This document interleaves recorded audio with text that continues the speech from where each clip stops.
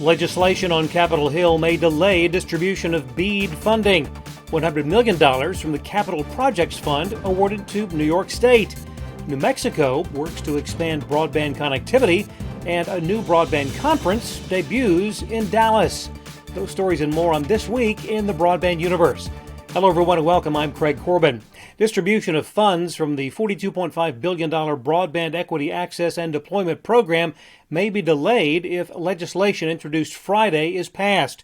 A bipartisan effort by Senators Jackie Rosen, Democrat of Nevada, and John Thune, Republican of South Dakota, crafting a bill that would require the Biden administration to conduct an additional review prior to deciding the amount of funding each state will receive from BEAD, the largest ever one-time federal government allocation to build out broadband to Americans who are unserved.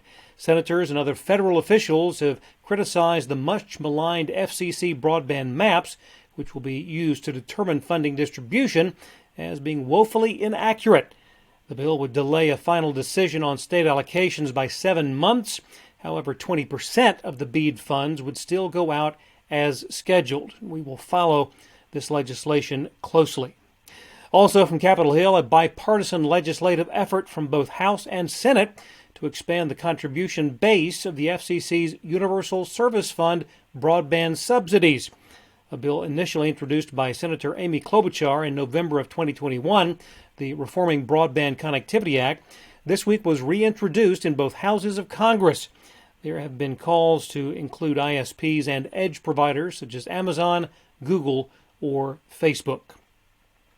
$100 million from the Capital Projects Fund has been awarded by the U.S. Treasury to New York State's Affordable Housing Connectivity Program, designed to fund high-speed broadband to low-income housing units. The CPF award will serve roughly 6% of the locations statewide in New York still lacking high-speed internet access. NTIA this week awarded more than $25 million in grants to 2 tribal nations as a part of the Tribal Broadband Connectivity Program.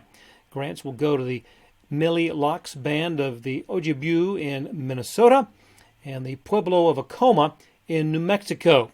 To date, awards from the Tribal Broadband Connectivity Program have now surpassed $1.75 billion. Word from New Mexico's Office of Broadband Access and Expansion of awards totaling $17 million to 4 small broadband providers. Funding came via the Connect New Mexico pilot program and will bring high-speed connectivity to more than 2,500 locations in 10 rural communities across the state. SWC Telesolutions, a unit of Sacred Wind Communications and doing business as Ethos Broadband, will receive just over $1 million. Tularosa Communications, $7.4 million. Western New Mexico Telephone Company, $5.1 million. And Valley Telecom Group, $3.7 million. Finally this week, a notable addition to the slate of broadband and communications industry conferences took place near Dallas with the inaugural edition of Connected America, the latest in a growing series of international events put on by London-based Total Telecom. Leaders from the communications and broadband industry gathered at the Irving Convention Center at Las Colinas this week to hear from an all-star roster of keynote speakers and panelists during the non-stop 2-day conference.